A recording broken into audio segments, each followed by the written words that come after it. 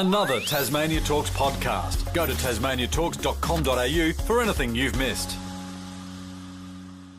An issue that we've been following, pretty much since day dot, and with a focus on one young man and his mum, for me anyway. The young man, his name's Jeremy, and he's 26 years old, and his mum is Lynn Cleaver. I've spoken to her many times before, and she's sort of stuck in the medicinal cannabis funnel, and I kind of use that term advisedly for the moment. Lynn, hi, how are you? I'm okay, thank you. How are you doing? Oh, look, I'm all right. This is just got to be the most frustrating thing for you. Let's rewind for those who are just walking into this from the beginning with us, Lynn. Can you describe Jeremy's condition? Roughly how many drugs you've tried and what sort of side effects he's had from them? Jeremy suffers from post-viral encephalitis epilepsy, which he contracted that when he was 6 years old. Up until the end of last week, I thought that he had tried and failed every suitable pharmaceutical medication, but that's not according to the expert panel. But the drugs he has tried, they've never once controlled his seizures. The side effects stem from something as simple as inflamed gums to compromised respiratory function to drug-induced psychosis. So these drugs, they didn't control his seizures and they didn't agree with him. And Lynn, we spoke in the past about one of those drugs that had the side effect of leaching calcium out of his system, Yep. so it made his bones weak. And when Jeremy did have a significant fit, and I use the term fairly colloquially, hit the deck, he was just breaking bones all over the place. And I mean, you showed me the X-rays of his shoulder, and it's mostly pin and metal, isn't it? Yep. And it's not just one drug that causes that, Brian. There's quite a few of the anti-seizure medications that cause your bones to become brittle. So, all right. Yeah. So how many years ago, Lynn, Jeremy's now 26 years old, how many years ago did you begin trialling with him in your own way the use of medicinal cannabis? Yeah, so we started researching around 2012, and at that stage we took the big risk of putting him on hemp seeds, which at that time were illegal to consume as well. Which are now a food product, by the way. Yay, that's the win. Yep. Yeah, so it sort of started there, and then we started learning more about the medicinal properties of the cannabis plant, and we started treating him with homegrown cannabis medicines in 2014. And what did you find? What possibly the most beneficial thing for Jeremy was that we were able to reduce those anti-seizure medications, which were so toxic to him. So as the cannabis managed his seizures better than those, we were able to wean them slowly with the advice from his specialist and his GP. And so he was just much healthier, generally speaking, because he wasn't suffering the side effects of the drugs. Okay. So you've obviously then been lobbying fairly hard for the recognition of medicinal cannabis as a proper medicine and to have it recognised and available. We're beginning that process. I would suggest, and I think you probably agree with me, Lynn, that the pollies and the bureaucrats, and to an extent the doctors are dragging their feet on this one. It's all a little bit hard and they don't really want to go there. But nonetheless, it is kind of happening. It's called Tasmania's Controlled Access Scheme. The government put out a release a couple of days ago suggesting that 2 individuals are now on it, with a third in the process. My understanding is that third one is Jeremy. That's correct. The release from the Minister for Health actually stated that his application was pending. That is incorrect. His application isn't pending. It's been rejected. Why has it been rejected, Lynn? Because Jeremy, the expert panel in their wisdom have found this drug that they think that Jeremy should use, which is Zonogram, which a drug that's never been on the table in the last 20 years. I would have thought if it was a suitable medication for Jeremy to try, he would have already been prescribed it over that time. But the expert panel thinks that he should try that. So, and until he does, he will not be eligible for the scheme.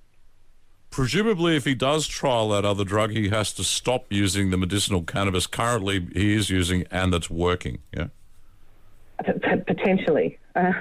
And Jeremy... Well, you're not going to... Lynn, it's impossible to determine the effect of a prescription drug if it's being used in conjunction with another drug that potentially operating in the same area. No, it's trial and error.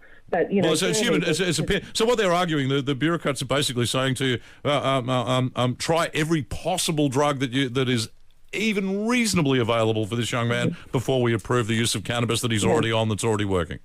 Well, that's the issue, Brian. How can a person agree to exhaust all medicines? There are new medicines every week, every month.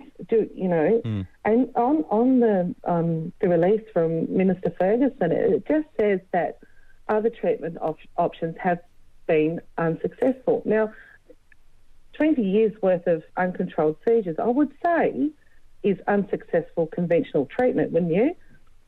Well, yeah, see, my definition and their definition and your definition are likely to be completely different, Lynn. Yeah, in that case, I should perhaps listen to the definition from his professor who specialises in epilepsy, which they haven't done. Okay, so you're in the application pipeline to the point where they've said to you, in order for you to progress and actually get Jeremy onto the medicinal cannabis system, you have to trial this. Have they given you any indication as to how long that trial needs to take, and what would be considered a success and what would be considered a failure?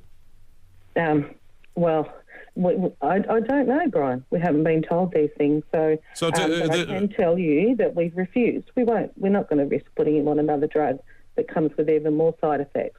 He's diagnosed refractory. It's not going to control his seizures, and we're not going to risk his health and move away from cannabis that's organically grown in our own garden for a drug that's not going to help.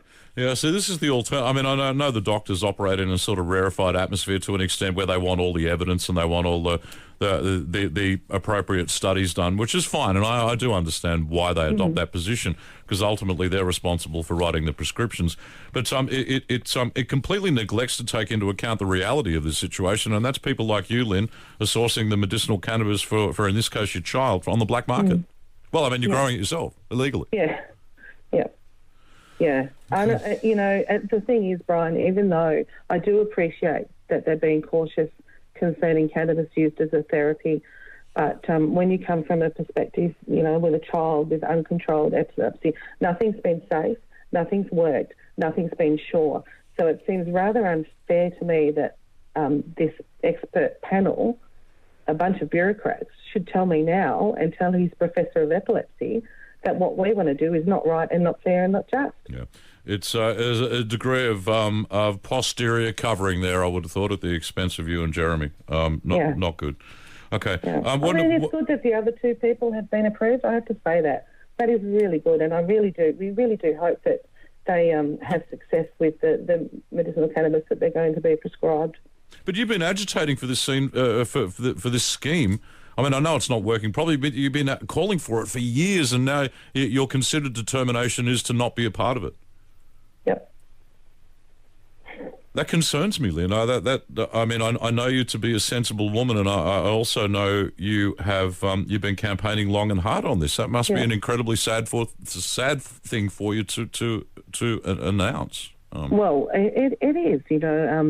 We've fought for everybody, but when it comes to, I think my biggest mistake, Brian, was trusting Will Hodgman when he met with our family, when he told us that he would do everything possible that he could do to make sure that Jeremy received the help he needs.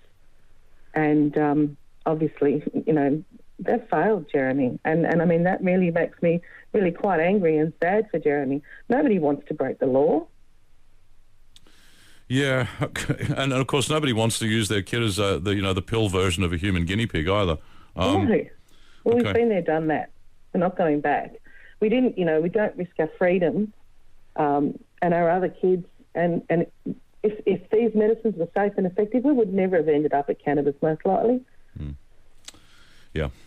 It's pretty clear to me, and has been clear for a long time now, that even the politicians with the best of intentions have not possibly gone as hard on this as they should have. And there's a lot of resistance inside politics and inside bureaucracy and inside the Union of Doctors too, the AMA.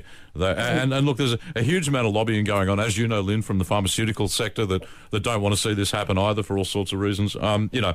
Okay, Lynn, leave it with me. I don't know what we can do because you and I have been having this conversation over and over for a couple of years now, and it just seems that there's always a level of government prepared to blame the other mob. So we've had the state government, for example, talk about decisions made by the TGA, the Therapeutic Goods Administration, and they just sort of roll with it.